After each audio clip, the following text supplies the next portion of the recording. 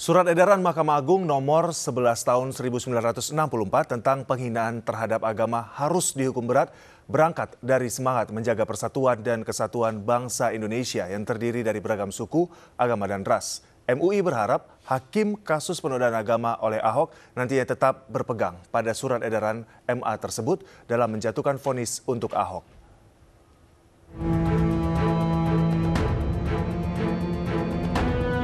Indonesia terdiri dari berbagai suku, agama, dan ras. Oleh sebab itu, negara bertanggung jawab menjaga kepentingan rasa keagamaan sebagai kepentingan hukum yang harus dilindungi. Negara tidak boleh membiarkan penodaan agama terjadi karena dikhawatirkan akan menjadi pembuka gerbang atau starting point timbulnya ancaman terhadap ketahanan nasional. Sejak awal Indonesia berdiri, sentimen atas suku, agama, ataupun ras memang bisa menimbulkan riak dinamika politik yang membuat alarm kewaspadaan nasional berbunyi. Dari pengalaman itu muncullah surat edaran Mahkamah Agung nomor 11 tahun 1964 tentang penghinaan terhadap agama, di mana pelaku penghinaan agama harus dihukum berat. Penjelasan umum Undang-Undang nomor 1 PNPS tahun 1965 tentang pencegahan, penyalahgunaan, dan atau penodaan agama menyebutkan kewaspadaan nasional atas berbagai keadaan yang memecah persatuan nasional di mana penodaan agama dapat membahayakan persatuan bangsa dan negara. Pesan-pesan tersirat dan tersurat dari para pendahulu bangsa itu kini telah diabaikan oleh penegak hukum dalam kasus penodaan agama dengan terdakwa Basuki Cahayapurnama atau Ahok. Tuntutan jaksa untuk Ahok yakni 1 tahun penjara dengan masa percobaan 2 tahun, dinilai sejumlah pihak belum memenuhi rasa keadilan, mengandung rekayasa, dan telah melampaui batas kewenangannya. Tidak heran tudingan keberpihakan pun muncul. Jaksa penuntut umum setelah melakukan ultravires, kalau dalam hukum perusahaan ini ultravires, dia melampaui kewenangannya. Tidak ada itu jaksa diperbolehkan menuntut dengan pidana percobaan. Pidana percobaan silakan baca pasal 14 KUHP dan seterusnya. Ya. Itu mutlak milik hakim. Jaksa ultravires, baju orang dia pakai. Nah sekarang pidana 1 tahun dalam sejarah Republik ini berdiri terhadap orang yang diduga melakukan tindak pidana agama belum pernah ada dituntut 1 tahun dengan pidana percobaan lagi. Tidak ada, buktikan kalau ada. Contoh nyata, konkret, terang benderang perkara tuntutan. Apa tidak ada pengaruh? Apa jaksa itu benar-benar independen? Kajian-kajian ilmiah ada disertasi dari jaksa sendiri mengatakan bahwa jaksa tidak independen karena ada rendak, ada rentut. Itu jaksa sendiri yang kuliah S3 di Undip. Oke. Mengatakan jaksa tidak independen. Baik. Bohong kalau jaksa independen dalam kasus Ahok ini. Ya. Dilihat dari aspek hukum pidana, ada 3 hal yang harus dilindungi. Pertama, kepentingan individu. Kedua, kepentingan sosial. Dan ketiga, kepentingan negara. Seyogyanya negara tidak memandang remeh kasus penodaan agama oleh Ahok ini. Karena 3 hal tadi, yaitu individu, sosial, dan negara, telah merasakan dampaknya. Penegakan hukum terhadap pelaku penodaan agama oleh Ahok harus mengedepankan asas keadilan guna mempertahankan keutuhan negara kesatuan Republik Indonesia. Putusan majelis hakim yang mengedepankan rasa keadilan juga akan menumbuhkan kembali kepercayaan masyarakat terhadap hukum dan akan mendukung ketahanan nasional Indonesia. Tim Liputan MNC Media memberitakan.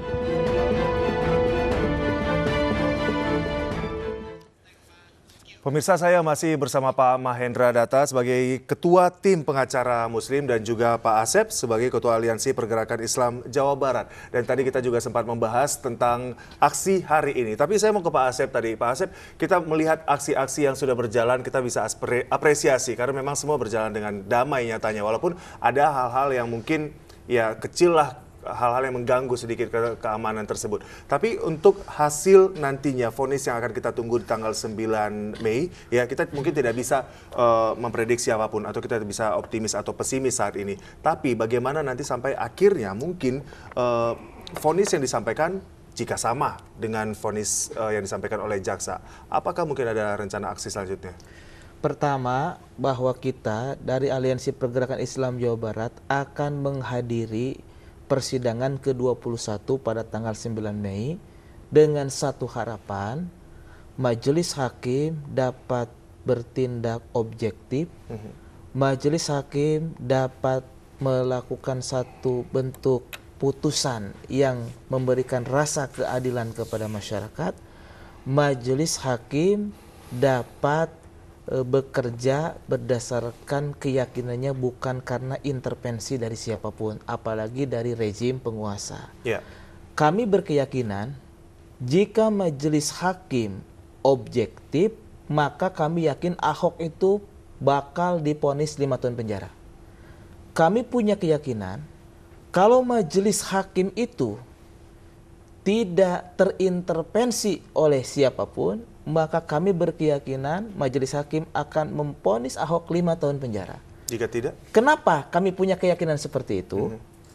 Pertama, karena berdasarkan proses di persidangan, saksi-saksi ahli yang menyatakan bahwa Ahok telah menistakan agama, pertama di antaranya, saya tidak bermaksud mengecilkan saksi yang lain, adalah Kiai Haji Ma'ruf Amin, Rois Am PBNU. Itu ulama yang paling tinggi kedudukannya di Nahdlatul Ulama. Yang kedua adalah Profesor Kiai Haji Yunahar Ilyas, Ketua Majelis Tarjih Muhammadiyah, ulamanya Muhammadiyah. Kemudian yang menyatakan Ahok itu menistakan agama adalah Habib Rizik bin Hussein Shihab, yang didaulat oleh umat Islam dari berbagai daerah sebagai imam besar umat Islam, yang telah berhasil menggerakkan, yang telah berhasil mengundang umat sampai datang jutaan orang, dan itu sejarah dalam peradaban manusia. Apalagi Kiai Haji Ma'ruf Amin itu adalah ketua MUI. Oleh karena itu, kalau objektif, kalau hakim ini tidak terintervensi oleh siapapun, maka berdasarkan pembuktian sudah sangat terang benderang bahwa Ahok itu telah menistakan agama. Kami dari masyarakat punya penilaian. Ini maaf, perlu kami sampaikan. Kok kenapa JPU itu menyampaikan tuntutan hanya 1 tahun penjara dan 2 tahun masa percobaan? Dalam penilaian kami, karena JPU itu terintervensi oleh Jaksa Agung. Jaksa Agung itu bisa jadi terintervensi oleh kekuasaan. Nah, oleh karena itu masyarakat sampai di level bawah di kampung pun sudah punya kesimpulan seperti itu. Oleh karena itu, kalau sampai majelis hakim tidak memvonis Ahok berdasarkan aspirasi masyarakat, maka efeknya ini akan luar biasa, bukan hanya kepada majelis hakim, tetapi juga kepada pihak yang dianggap melakukan intervensi terhadap majelis hakim. Saya kasih contoh. Di Jawa Barat ada seorang tokoh, kepala daerah. Dia dianggap orang yang kuat, dicintai oleh masyarakat Jawa Barat. Kemudian digadang-gadang untuk menjadi calon gubernur Jawa Barat. Lembaga survei menyatakan orang ini popularitas dan elektabilitasnya sangat tinggi. Tapi kemudian beberapa waktu yang lalu orang ini dideklarasikan oleh sebuah partai sebagai calon gubernur. Masyarakat Jawa Barat menilai partai ini pendukung penista agama. Lalu bagaimana reaksi sekarang? Sekarang berbagai survei justru memperlihatkan bahwa orang yang ini yang dianggap hebat, yang dianggap banyak segmennya itu ada penurunan. Padahal bisa jadi bukan karena orang ini, tetapi karena dukungan dari partai yang dianggap menistakan agama tersebut. Oleh karena itu hati-hati nih, saya ingatkan. Kalau para penguasa, para partai politik mengintervensi majelis hakim, mengintervensi aparat kepolisian, mau membebaskan Ahok, maka efeknya bukan hanya kepada Ahok, bukan hanya kepada majelis hakim, tetapi kepada para pihak-pihak, baik itu partai politik, baik itu penguasa yang dianggap mengintervensi majelis hakim. Ini akan sangat rumit. Oleh karena itu sekali lagi, supaya kondusivitas ini terjadi, supaya masyarakat itu mendapatkan keadilan, supaya persatuan dan kesatuan ini terpelihara, saya menghimbau, mengingatkan dan mengharapkan kepada para pihak yang selama ini melakukan intervensi kepada penegak hukum, sudahlah, biarkan proses hukum berjalan, biarlah majelis hakim memvonis ini berdasarkan keyakinannya yang objektif. Dan saya berkeyakinan, kalau hakim objektif, kalau hakim tidak terintervensi, Ahok itu akan dipenjara 5 tahun penjara. Baik, Pak Asep dan Pak Mahendra Data, kita mungkin mau sepakat dulu ya, dalam arti semua aksi yang sudah berjalan ini tetap menjaga kesatuan NKRI, aksi damai, aksi simpati yang dilakukan. Walaupun kita tidak tahu nanti mungkin aksi selanjutnya setelah nanti vonis yang akan disampaikan oleh majelis hakim. Pak Mahendra Data, kita melihat juga ada beberapa pernyataan yang mengatakan aksi-aksi ini juga ternyata sering diarahkan mengancam persatuan tadi ya, mungkin NKRI. merusak kesatuan NKRI. Anda melihatnya bagaimana? Gini, itu kan tadi saya udah ulang-ulangi. Ini menganggap orang lain bodoh dengan memelihara kebodohannya sendiri. Ini kan masalah Islamofobia. Tadi saya katakan, kalau ada orang tidak merokok itu artinya anti rokok. Dia mau menyerang orang-orang perokok. Jangan begitu. Itu bodoh. Itu naif, ya. Dalam aksi ini sudah terbukti, dari awal sampai sekarang kan sudah terbukti. Kita hanya berbicara permasalahan seseorang yang namanya Ahok. Itu saja. Perkara Anda mau membela Ahok silahkan, tapi belalah dengan persepsi-persepsi bagaimana Ahok itu sebenarnya. Baik. Kan itu. Ternyata kan kalah persepsi. Salah satu saya berani bilang kalah persepsi dari mana? Kalah dia, pilkada. Nah itu aja salah satu indikatornya. Tetapi yang kedua, jangan kemudian diperlebar mengatakan kemudian saking keselnya, saking itu kemudian mengatakan bahwa ini orang-orang jahat nih.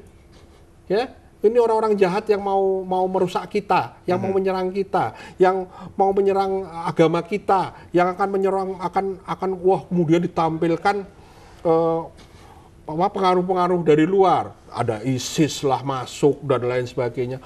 Aduh, percayalah ini nggak sampai begitu.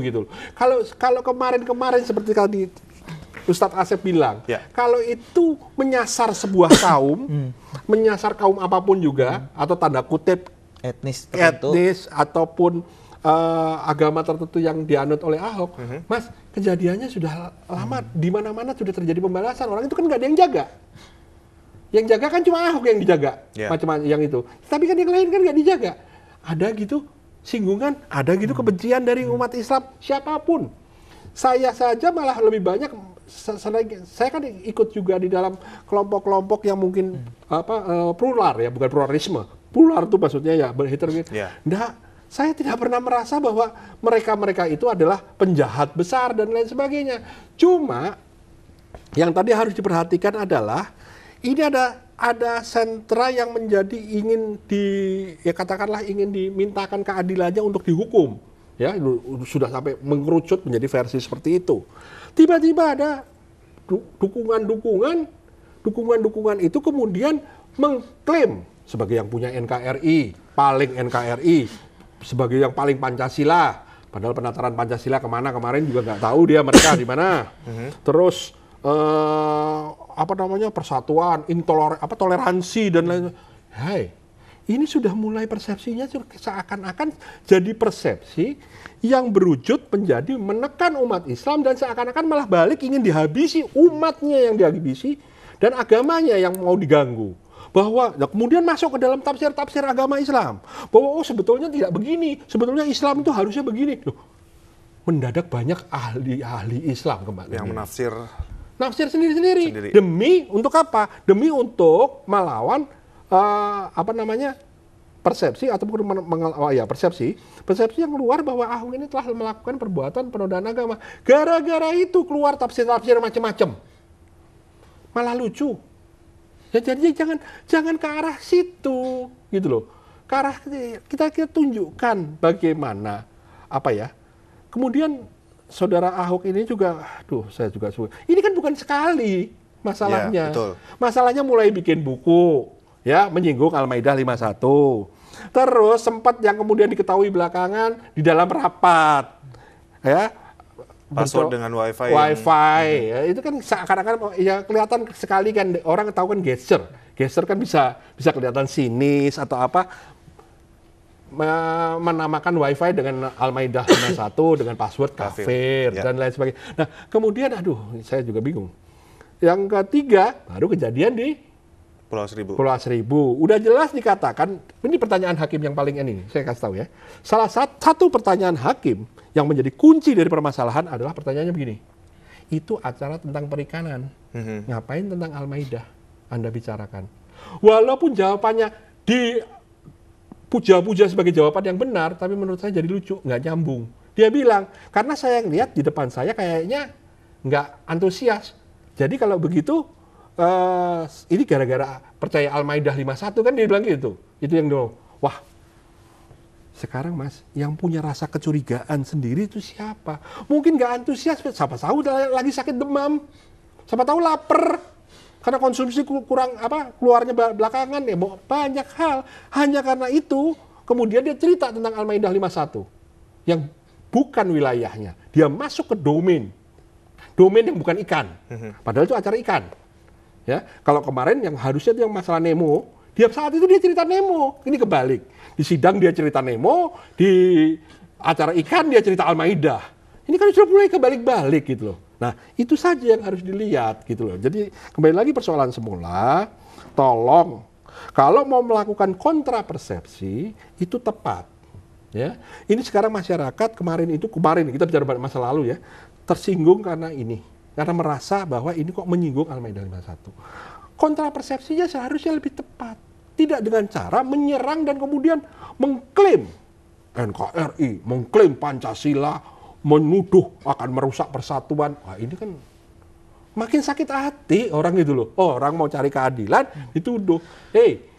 Tadi malam itu ada pernyataan Panglima TNI yang bagus. Nah ini negeri ini merdeka ini karena siapa? Ya pasti karena Allah Subhanahu Wa Taala.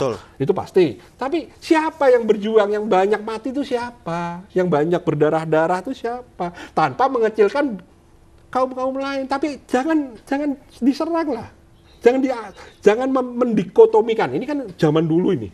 Ini pola zaman dulu. Mendikotomikan antara Islam dengan nasionalis. Mas, negeri ini berdiri antara lain didukung oleh umat Islam dan pasti akan dijaga. Karena umat Islam itu juga diajarkan bagaimana mencintai tanah air, bagaimana mencintai bangsanya, bagaimana merawat kebinekaannya, bagaimana Rasulullah juga di dalam negaranya dulu juga punya kebinekaan. Ya, betul Ustaz.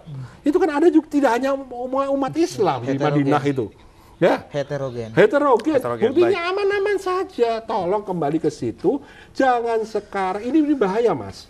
Ini ada pancingan-pancingan berbahaya untuk mengklaim bahwa dirinya yang paling bersatu, untuk klaim dirinya yang paling toleran, untuk mengklaim bahwa dirinya lah yang paling nasionalis. Kemudian umat-umat yang sedang aksi ini antara lain mau mengganti negara. Aduh, jangan perpanjang permasalahan. Ya, dengan melebar akhirnya konflik yang menjadi konflik sosial yang berkepanjangan. Jadi saya himbau, hindari sekarang permasalahan membentur-benturkan antara Islam, umat Islam dengan negara nasionalis. Enggak, dipikirnya umat Islam nggak nasionalis nanti pulang pergi semua. Kosong loh di negeri ini. Baik, Pak Asep, kita mau menanggapi aksi simpatik 55 hari ini yang akan diselenggarakan dan memang salah satu kegiatannya nanti setelah sholat Jumat berjamaah ya, dengan teman-teman lain nanti mungkin di luar daerah terutama dari Jawa Barat, apa yang akan dilakukan kegiatannya hari ini?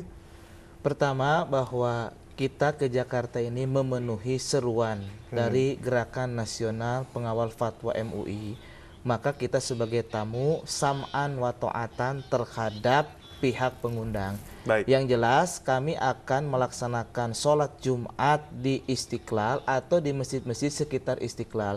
Setelah itu kita akan mengikuti panitia yang ada di Jakarta yang akan ke Mahkamah Agung. Ya. Yang jelas tuntutan kita tetap sama dan itu pun kami akan terus kita sampaikan bahwa kita datang dari Jawa Barat ke Jakarta ingin menyampaikan pesan kepada Mahkamah Agung yang mana ini support kita, majelis hakim, agar dalam memutuskan perkara objektif, tidak terintervensi, berikanlah keadilan kepada masyarakat. Ini akan menjadi tinta sejarah yang sangat luar biasa. Ahok harus dihukum 5 tahun penjara. Itu tuntutan untuk hari ini, aksi yang akan sampai dilakukan di tanggal 9 Mei nanti sampai keputusan vonis nanti ya? Insya Allah. Baik, dan teman-teman juga akan terus mengawal nantinya ya. Insya Baik, Allah. Pak Mahendra, mungkin apa pesan yang bisa disampaikan terkait aksi simpatik 55 ini? Yang pasti ya tentunya sudah dijaga, kita sudah sama-sama punya image baik bahwa Ya. apa yang kita sampaikan ini adalah menjalankan kebebasan berekspresi. Betul. Kita mengusulkan dan hari ini juga diberi kesempatan sama iNews TV. Terima kasih banyak. Kita menyampaikan aspirasi kita juga. Itu terima kasih, ini media yang terus terang saya katakan ini kan gara-gara kemarin ini kan disumbat itu. Gara-gara disumbat itu media-media hanya menyiarkan puja dan puji dan propaganda terhadap makhluk, terhadap orang. Nah, sekarang ini ada waktu untuk disampaikan, disalurkan aspirasinya seperti ini. Silahkan saja dipertimbangkan dengan baik, ya. Tidak juga kita mau intervensi. Harus begini, ini semuanya memang Allah yang menentukan. Nah, jadi kami itu hanya ikhtiar, ya. Jadi karena ini ikhtiar sudah baik, ya kami kira dipertahankan, ya. Jangan sampai juga pasti, ya saya yakin pasti ada pancingan-pancingan itu, saya yakin. Dari awal aja udah mulai dipancing kok. Dipancing dengan jaga persatuan, intoleran, itu mancing itu. Itu bukannya malah bukannya malah meredam, menenangkan, tapi nuduh-nuduh. Ayo maling nih ya, ini loh. Wah, orang nanti kalau orang biasa ditunjuk-tunjuk ya, mukanya itu, lama-lama ngamuk. Percaya sama saya. Baik, jadi ini bagaimana persepsinya tadi ya, supaya memang kita jangan mungkin terpecah hanya gara-gara satu kasus atau satu orang saja, tapi bagaimana nanti kita menemukan titik ini di aksi yang hari ini akan diselenggarakan ini adalah aksi simpatik untuk mendukung supaya bagaimana nanti Majelis Hakim memberikan keputusan yang bijak nantinya ya. Baik, terima kasih Pak Mahendra dan juga Pak Asep karena juga akan bergabung ya Pak Asep bersama teman-teman lainnya ini dari Jawa Barat, dari Aliansi Pergerakan Islam Jawa Barat, dan mudah-mudahan hari ini kita akan pantau nanti mengawal terus bagaimana aksi ini berjalan. Sekali lagi terima kasih. Pemirsa, demikian dialog kami dan nanti kami masih akan kembali lagi dengan informasi lainnya masih di Breaking News Aksi Simpatik 55.